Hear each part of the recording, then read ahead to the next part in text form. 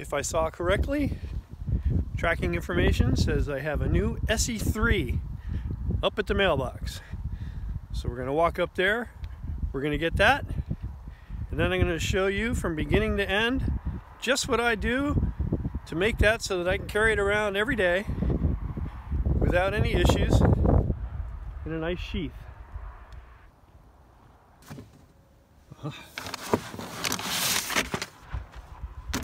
What a great feeling. New piece of hardware. I'm going to show you how I drill the sheath so that a small tech lock can go on it.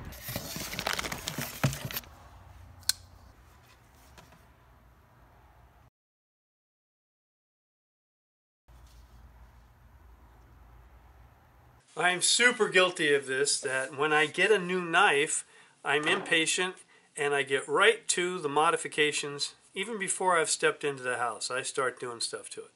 Well, that doesn't do you any good. You need to see how I do some of this stuff, and if that's what you're interested in. If not, so long.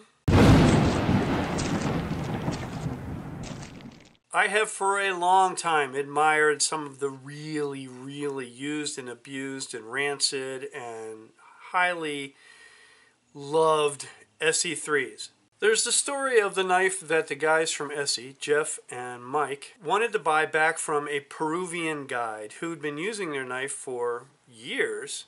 I believe it was the Esee version, but back when they were called Rat. His was so disgusting that they wanted to buy it back from him just to show you just how much abuse one of these knives can take and how they look after being loved so much. Well, apparently the Peruvian guide was very reluctant to sell it back to them. I don't know the details of the transaction. I do know that they gave him a new knife and somehow got the old one, and there's pictures of it.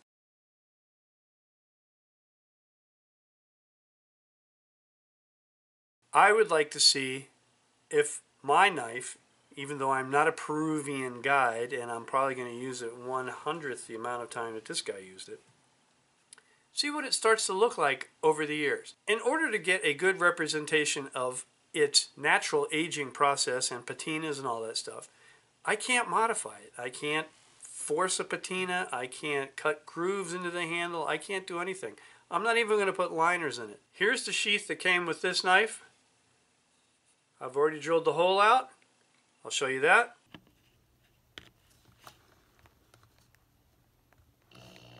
"12 seconds later."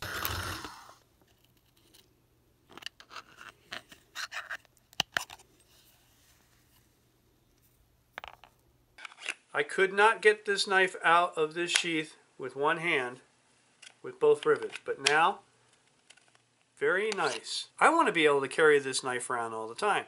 And the sheath mod that I do really helps make it an EDC. You put a tech lock on there, the knife rides nice and high. I'm going to show you how I do that.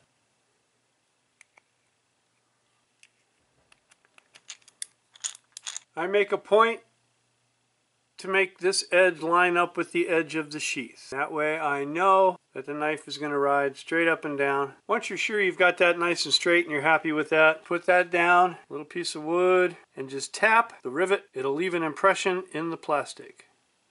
That's all it takes. You can basically see an entire circle here. Alright, start drilling.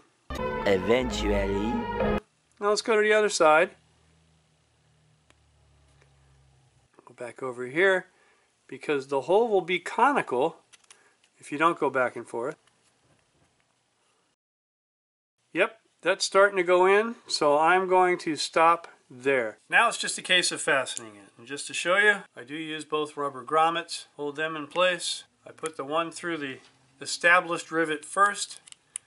That acts as my anchor. So that's in. Just send this screw right through that hole, drawing it through. You don't have to be a gorilla and make it that tight. Just enough to compress the rubber a little bit. That'll keep pressure on the screw. I look at the back. See how that's nice and even, lined up? We got a sheath. The only thing I'm going to have to decide is whether or not I want to take this other rivet out. And as you've seen in the video, it's very easy to do. That, my friends, is how to modify your sheath. Think of me every time you put your knife on and you use it. Just don't think of me when you're in the shower or anything like that, because that's kind of creepy.